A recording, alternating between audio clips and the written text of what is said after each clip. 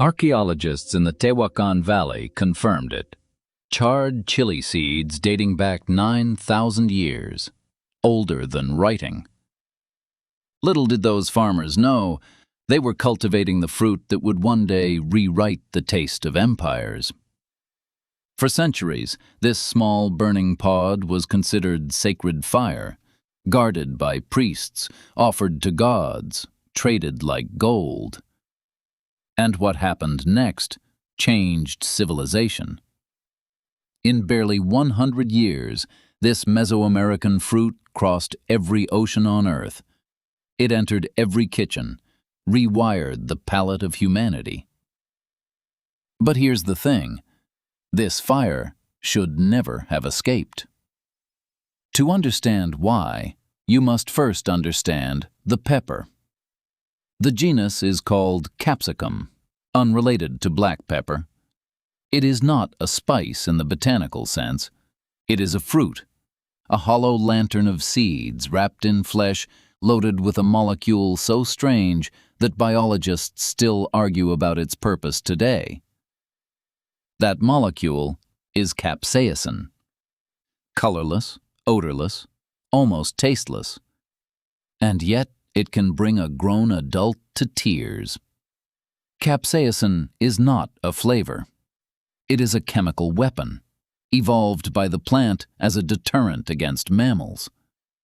Mammals have molars. Mammals grind seeds into paste. Mammals ruin the pepper's entire plan for reproduction and survival. So the pepper learned to punish them. Birds, by contrast, swallow the fruit whole and fly for miles. They drop the seeds intact in a warm parcel of fertilizer. Birds cannot taste capsaicin at all, ever. Their nervous system does not register the burn. To a toucan, a habanero is simply a sweet red berry. But here's the strange part. A molecule built to warn mammals away seduced the one it most alarmed. Us. When capsaicin touches the tongue, it doesn't actually burn anything. It only tricks the nerves into believing fire. It binds to a heat receptor called TRPV1, the same one that activates around 43 degrees Celsius.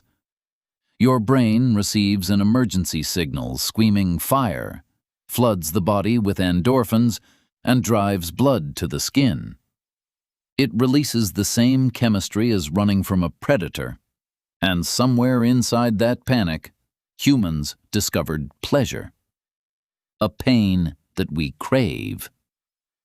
An evolutionary rule broken, believe it or not, by a single stubborn primate. We know where those first humans lived, and we know almost precisely when they began breaking evolution's oldest rule. In the highlands of central Mexico, in the dry valleys of Tehuacán and Tenochtitlán, farmers were tending wild capsicums. Somewhere between 6,000 and 8,000 years before the Common Era, long before maize crowned the New World, chili was already there beside the fire, domesticated, selected, bred deliberately toward larger fruits and hotter flesh. By the time the great Mesoamerican civilizations rose, chili was no longer seasoning. It was ritual, tax, and punishment. The Maya offered it to Chac, the rain god. The Aztecs demanded it as tribute from every conquered province. Entire storehouses of dried pods flowed each year into Tenochtitlán, the food of the gods, paid as imperial tax. Aztec parents disciplined disobedient children by holding them over smoking chilies, forcing them to inhale the burning fumes. Warriors carried it into battle as food and weapon. Merchants used it as currency in the market of Tlatelolco. In the codices of the Maya and Mexica, chili appears beside cacao, beside maize, beside the sacred foods of the gods. Physicians prescribed it for toothache, for asthma, for grief. Court chefs blended it with tomato, pumpkin seed, and unsweetened chocolate. This was the ancestor of mole. For centuries, entire civilizations built kitchens and medicine chests around a single burning fruit. And then, in 1492, a lost sailor mistook it for pepper. Christopher Columbus was searching for the distant Indies. He sought the black pepper of Malabar, the clove of the Moluccas, the cinnamon that made Venice rich and Constantinople powerful. He never found them. On the island the Taíno called Haiti, he found a small red pod they called ají. He bit it. His mouth burned. Far from home, he decided this must be some new species of pepper. He wrote it in his log as pimiento. And that single mistranslation would echo across 500 long years. It is why in English we call this fruit a pepper. It is why in Hungarian it is paprika. In Portuguese it became pimenta. A botanical error carved forever into the tongue of every language it ever touched. What happened next was one of the fastest biological invasions in human history. The Portuguese became Chile's true global carriers. Their carracks and caravels rode the trade winds, hugging the African coast, rounding the treacherous Cape of Good Hope. They slid across the Indian Ocean. Seeds traveled in sailors' pockets, in ballast, in gardens of every colonial fort. By 1500, Chile was already growing on the coast of West Africa, reaching Goa by 1510. By 1540, it moved up trade roads to Bengal, Sichuan, and the Ottoman markets of Istanbul. Within one human lifetime, a plant that never grew outside the Americas was flourishing on 4 continents. No animal domesticated by humans ever spread that quickly. No grain, no fruit, not even the potato. Little did they know, taste itself had been rewired forever. Whole cuisines soon forgot they were ever bland. Consider Sichuan. The mountain kitchens of southwestern China had always used pungency, ginger, peppercorn, fermented bean paste. When chili arrived in the late 1500s, brought north from Macau, it did not replace those flavors. It fused with them. Within a century, mala, numbing peppercorn married to searing chili, defined regional cuisine. Hunan followed. Guizhou followed. Today, no eater imagines Sichuan food without the red glow of dried chili. Yet before 1500, that flavor was simply impossible. Now consider Hungary, half a world away entirely. The great Danube plain had for centuries eaten heavy peasant food, thick with lard, dulled by winter. Then Ottoman armies swept up from the Balkans, carrying a strange red powder taken from Portuguese traders. The Hungarians called it paprika. At first a poor man's substitute, because true black pepper remained too expensive. By the 18th century, paprika became the soul of the national kitchen. Goulash, chicken paprikas, tisa fish soup. All impossible before chili arrived. One American plant had quietly rewritten the flavor of 4 continents forever. Consider Korea. For 1,000 years, its cuisine relied on soybean paste, salted fish, and sharp garlic. Chili arrived in the late 1500s, most historians agree, through Japanese contact during the Imjin War. Within 2 generations, it transformed the national ferment. Kimchi, that fiery crimson cabbage, did not exist before chili. Neither did gochujang. Neither did the entire red spectrum of Korean flavor we now consider ancient tradition. Consider Thailand, where nam prick pastes now feel as ancient as the temples themselves. They are not. Portuguese traders brought bird's-eye chili to Ayutthaya in the 1500s, meeting lime, lemongrass, and fermented shrimp. What we call the essence of Thai food is, in truth, less than 500 years old. Peasant food redefined across 3 continents. But behind the flavor lay a darker, more calculating economic engine. Here's the thing they don't tell you in cookbooks. Chili did not conquer the world because it tasted good. It conquered the world because it saved lives. In the tropics, refrigeration would not exist for 3 more centuries. Meat spoiled within hours. Fish rotted on the docks. Grain grew rancid in the thick, humid tropical air. Into this world of constant microbial siege came a fruit whose active compound, capsaicin, is a potent antimicrobial. Modern studies confirmed what tropical cooks had always known instinctively. Capsaicin inhibits dozens of dangerous, sometimes deadly bacteria. Salmonella, Listeria, strains of E. coli. Capsaicin disrupts their membranes, slows reproduction, and buys the eater time.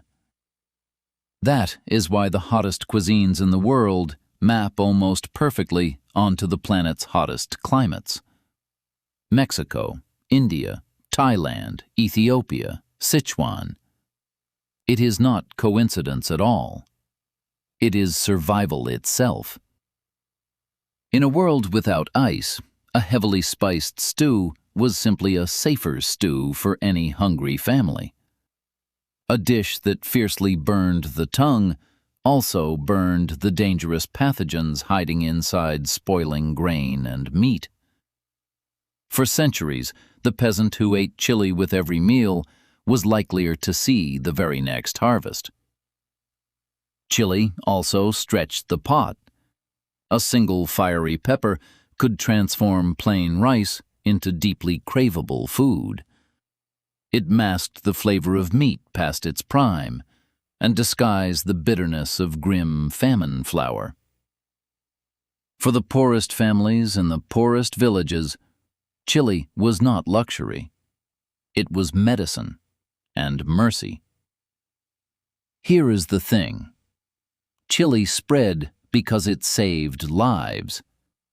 And that survival tool soon became an imperial weapon. Because empires noticed. The Portuguese, Dutch, and English built their entire eastern strategy around the spice trade. Black pepper, cloves, nutmeg, cinnamon, these were the commodities that justified ships, forts, and bloody massacres. Nutmeg from the tiny Banda Islands was, at one point, worth more than pure gold by weight. The Dutch East India Company was, for decades, the wealthiest corporation the world had ever seen anywhere. Its immense wealth flowed from a strict monopoly on flavor. But chili quietly broke that monopoly forever. Because chili grew anywhere, African soil, Indian soil, Balkan, Anatolian, Chinese soil, all yielded pungent harvests. It required no fleet, no fort, no armed garrison guarding a single volcanic island in distant seas. A farmer with a handful of seeds could produce pungency strong enough to replace the imported spice cabinet. Within generations of the plant's escape from the Americas, black pepper was no longer the East's only game, and the great trading companies felt the ground shift beneath them as chili quietly rewrote global commerce. For a brief window in the early 1600s, dried chili was worth its weight in gold in Europe. That window closed quickly. Chili was too eager, too fertile, too generous. It refused to be scarce. And in refusing scarcity, Chile broke one of the oldest economic engines in all of human history. But the plant did not travel without cost. The Caribbean, Brazil, the Gold Coast, built on enslaved labor. Chile was folded into that dark economy, cultivated alongside sugar and coffee, carried across the Middle Passage itself.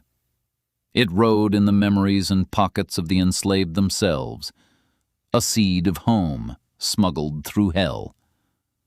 The gumbo of Louisiana, the jerk of Jamaica, the peri-peri of Mozambique, each born from painful convergence. African hands, indigenous American seeds, European ships. The fire that fed the world was partly lit by grief.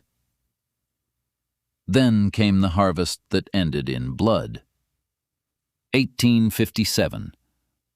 India rose against the British East India Company. The Great Uprising shattered the old spice economy overnight. Trade routes fractured. Supply lines collapsed across the subcontinent. Prices in London spiked, then crashed. Farmers who had grown chili for generations watched their markets vanish overnight.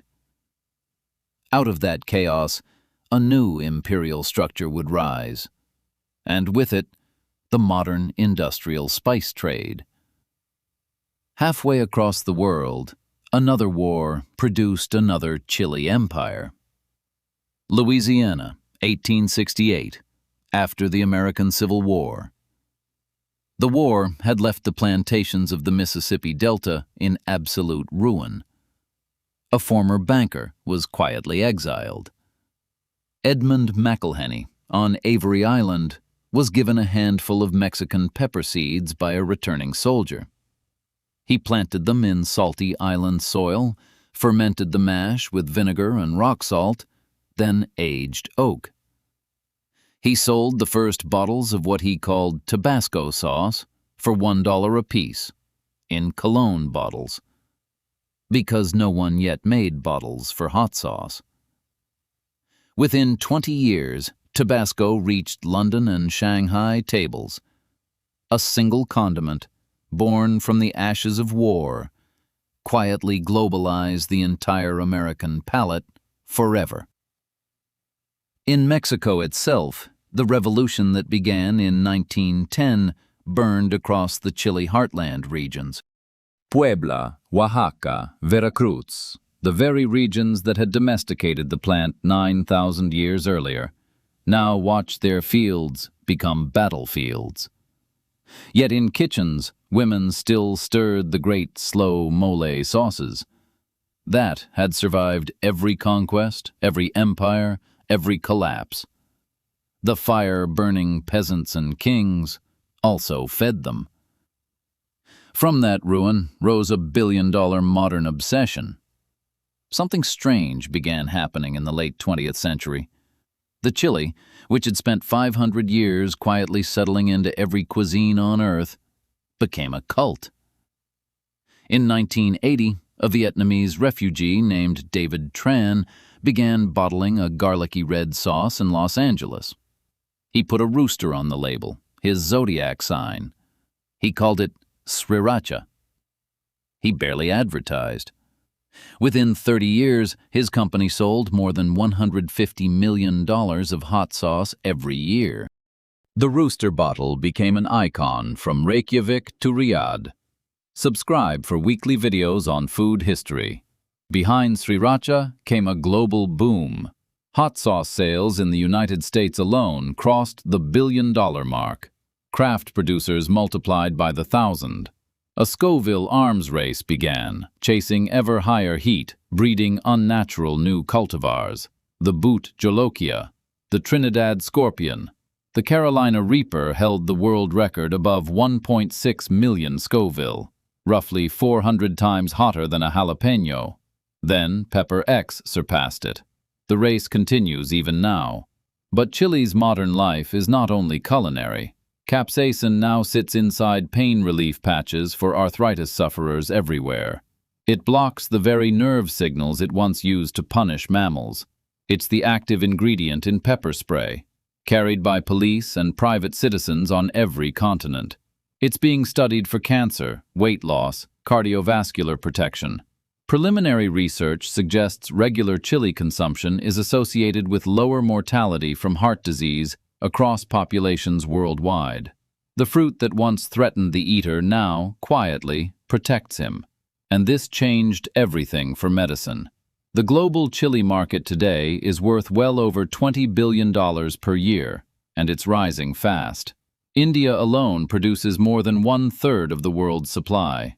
China follows, then Mexico, Turkey, Indonesia, Ethiopia, Peru. Every major cuisine depends on a fruit unknown outside one small valley 9,000 years ago.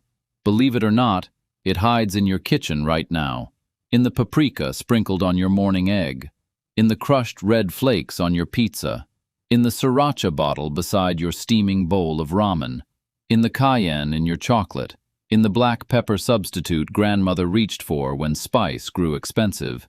Every one is a descendant of that first charred seed in Tehuacán, bitten by one curious sailor centuries ago. That first pocketful carried across an ocean by a Portuguese cook whose name we will never truly know. One fruit, 9,000 years of cultivation, 5 centuries of global conquest, 100 cuisines rewritten, 1 billion tongues transformed. And it all began with a single plant trying, in the language of chemistry, to warn us to stay away. One pepper conquered the world. Another is coming next. If this changed how you see food on your plate, imagine what the next one will do. Next week, we uncover the spice that toppled empires, sank fleets, and once was worth more than gold by weight. The small brown bark that built Venice, ruined Portugal, and pulled Columbus across the Atlantic in the first place. Subscribe for weekly videos on the history of food. Hit the bell so you do not miss it. If one burning pod circled the globe in 1 century, imagine what cinnamon has been hiding for 3,000.